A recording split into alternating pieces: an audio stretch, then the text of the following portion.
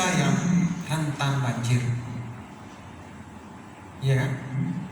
Ketika Bapak mengatakan, aduh masyarakat saya susah dikasih tahu, suka membuang sampah sembarangan, suka menebang pohon sembarangan, penebangan liar sehingga resapannya berkurang.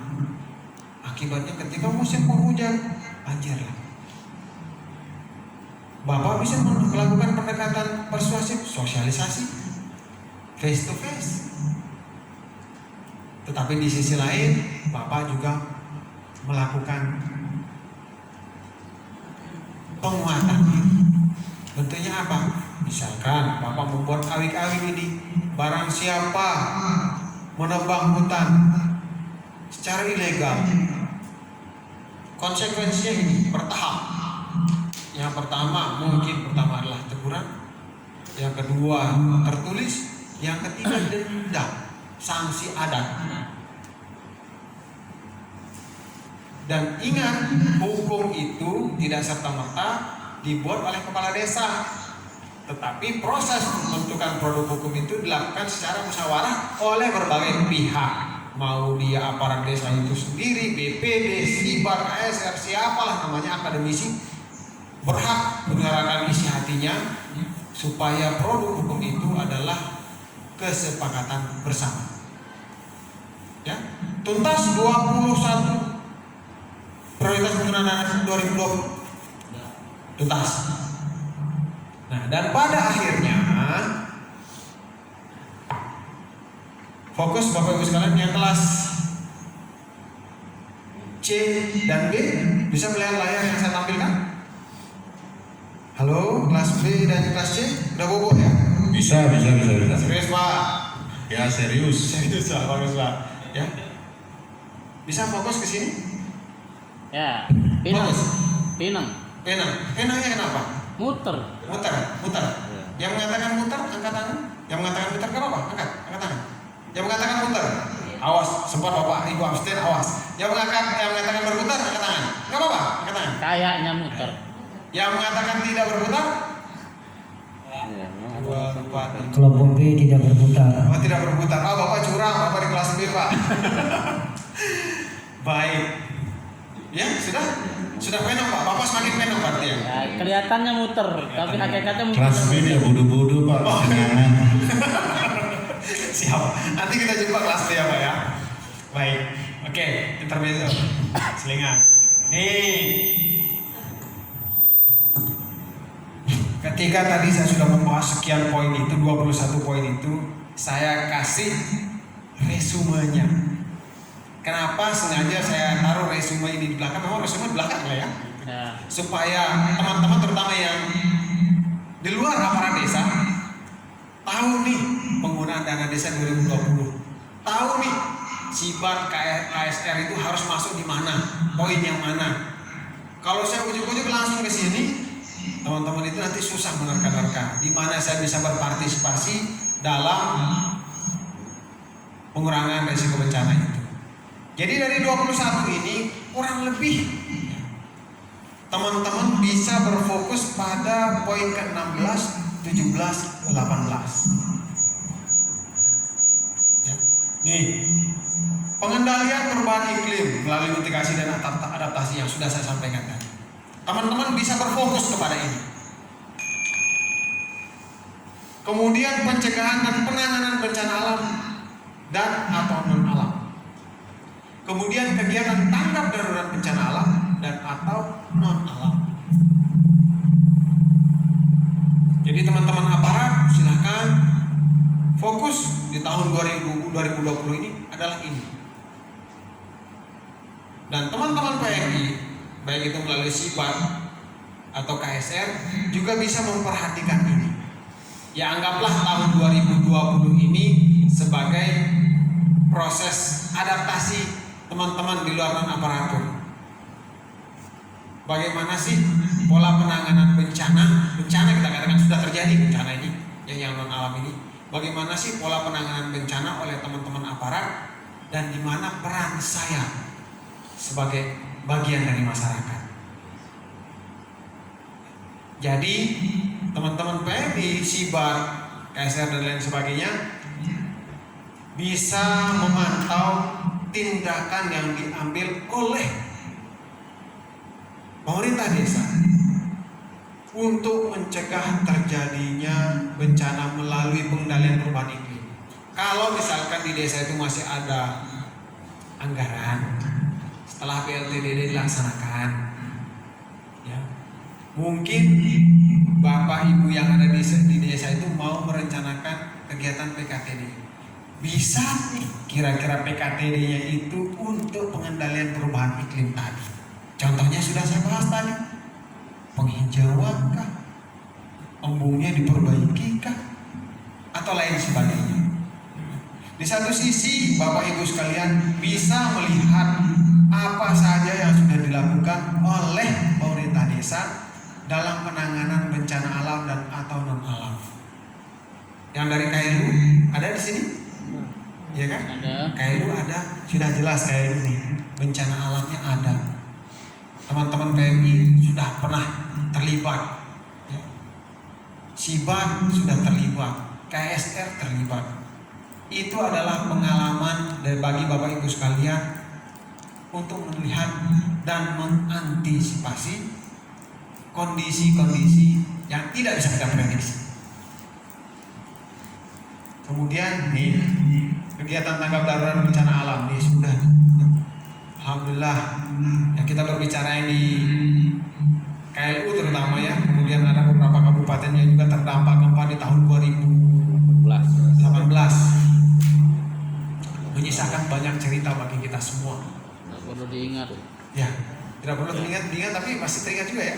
Masalahnya sangat trauma. Nah, Ya. jangankan yang berada di sana, saya, Terutama kami di sana. ya betul. Jangankan teman-teman yang ada di sana, saya saja yang berada di kota itu untuk saya masih hidup, Pak. Jadi itu di depan saya itu.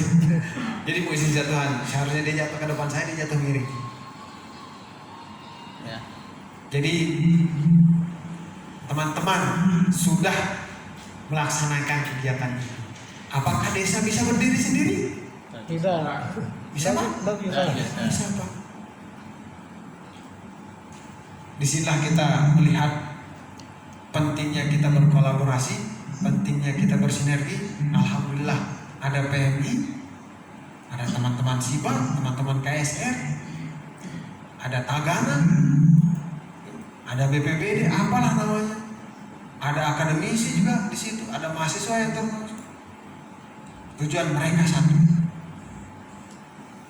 tanggap darurat bencana untuk kemaslahatan kita bersama. Ya.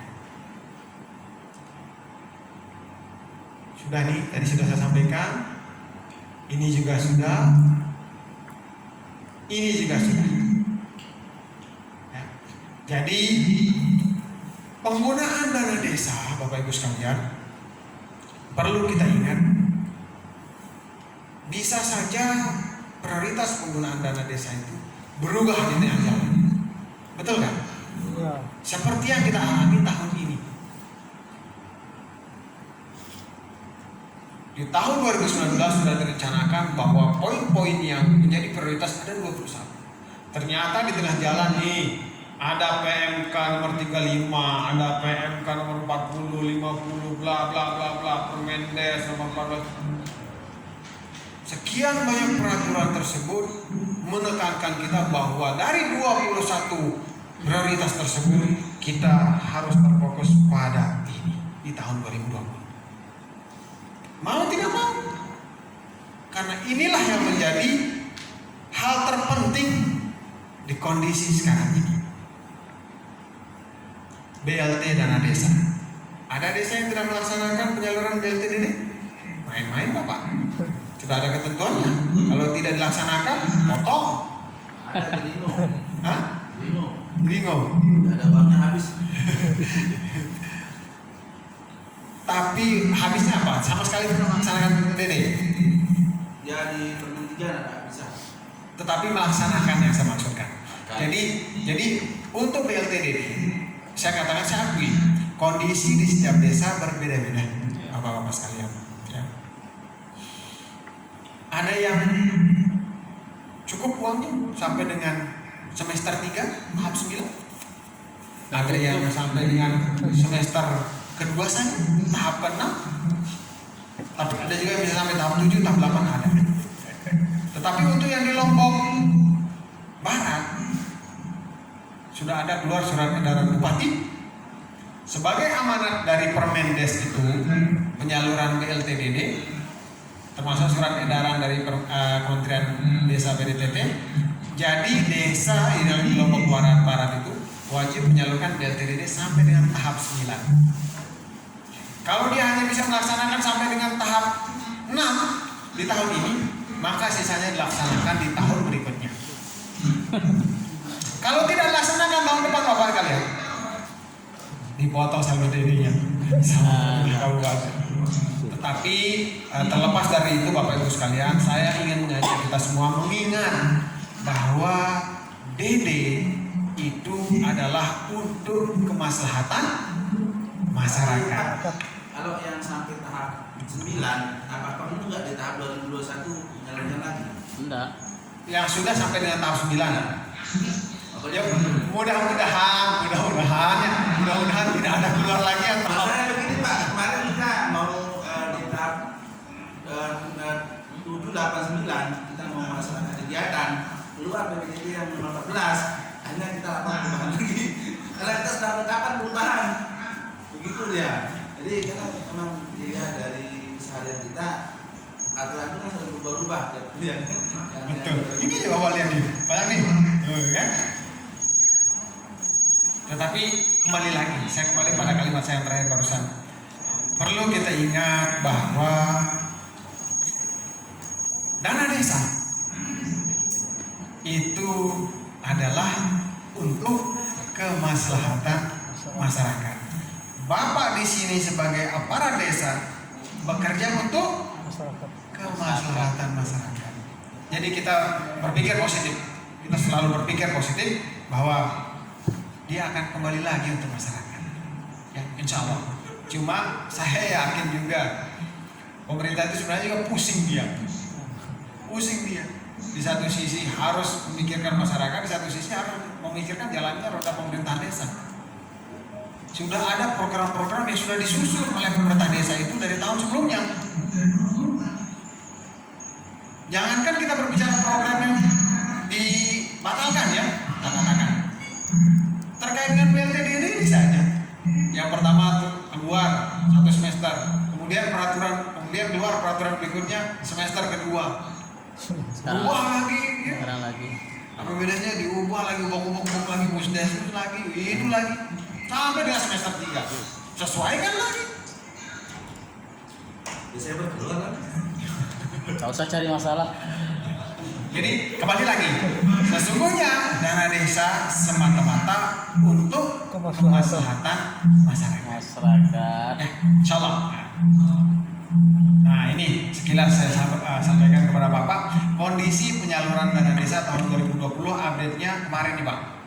Ya, jadi DD untuk ini teman-teman aparat sudah clear, tetapi untuk teman-teman Sibar, teman-teman KSR perlu saya sampaikan bahwa penyaluran dana desa itu dibagi menjadi 3 tahap dalam satu tahap. Tahap 1 itu untuk 4 bulan pertama. Tahap 2 itu untuk 4 bulan berikutnya. Dan tahap 3 untuk 4 bulan berikutnya. Komposisinya adalah 40%, 40% dan 20%, sisanya 20%. Saya ingatkan terutama yang bagi aparat supaya administrasi dilengkapi. Sekdes ingat administrasi dilengkapi karena ini akan menjadi pertanggungjawaban di akhir tahun-tahun berikutnya. Ya. Jadi ini alhamdulillah tahap 1 sudah 39,96% salur DD-nya.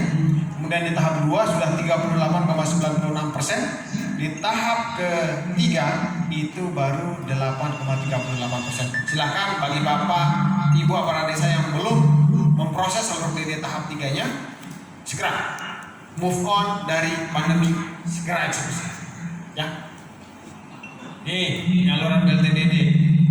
Kalau dilihat angkanya nih, dari tahap 1 ini aja sudah 376 miliar. Iya kan? Yang di semester 2 ini belum tuntas, ya. Masih ada yang 35%, masih ada yang 20%, dan tahap 6 baru 6,73%. Ya. Baru tersalurkan 66.901 miliar. Nah, ini yang sudah Bapak Ibu lakukan selama para desa secara tidak langsung sudah melakukan ini. Dana desa untuk penanganan COVID. Jadi secara tidak langsung, saya tuntaskan. Secara tidak langsung, Bapak Ibu sekalian telah berpartisipasi dalam penanganan bencana atau tanggap darurat. Dengan apa? Dengan menyisikan ini.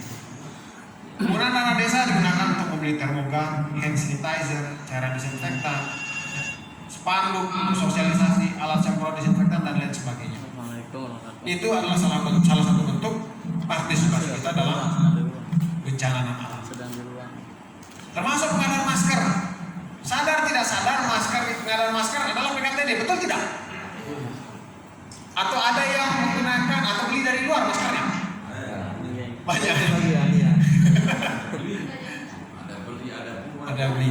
Kalau bisa ya, saya mengharapkan di tahun depan tidak ada lagi barang ini gitu. Dalam artian kenapa saya mengharapkan di tahun depan tidak ada? Berarti saya mengharapkan tahun depan kita clear dari pandemi. Ya, mudah-mudahan doa kita sama ya. Ya. Jadi ini sudah anggaran dana desa untuk masker itu 19 miliar. Saya bayangkan ketika masyarakat kita 19 miliar ini berputar di sini nih, ketahanan ekonominya wah kan? Iya kan? Di tengah pandemi 19 miliar berputar untuk kemaslahatan masyarakat. Ya, habis deh. Mau kita tambah? Ya, alhamdulillah sesi untuk kali ini selesai. Ya. Apakah ada pertanyaan atau kita break karena sudah waktu sholat? Kita lanjutkan setelah sholat asar. Alangkah baiknya kita break dulu. Lanjutkan Kita sholat. break dulu. Kita break sholat dulu. Ya. Jadi teman-teman panitia silakan. Kalau saran saya kita sholat dulu. Saya akan mengulas untuk tahun 2021 karena yang tadi hanya untuk mengingatkan, yang tahun depan siap-siap untuk action. Ya, oke. Bagaimana? Boleh kami break dulu, sholat dulu, nanti kita lanjut. Kita sepakat masuknya berapa? Sholat. Kalau di jadwal pukul 16 ya. Jam 16 kita sudah mulai, ya, supaya kita enak. Pas jam 4 pas. Pukul 16 16.00 ya Pak ya. Ya. Saya agak sedikit apa istilahnya itu penasaran dengan suara Bapak yang sering nyawa di sebelah itu bagaimana, pasti ganteng Bapak itu. Nanti kita ketemu. Oh, so pasti Pak, sudah ganteng. Baik Bapak, baik itu saja teman-teman sekalian, kita istirahat dulu ya semua ya. Untuk berkahnya majelis ini ya, kita tutup dengan sama-sama membaca Alhamdulillah. Terima kasih. Assalamualaikum warahmatullahi wabarakatuh. Selamat.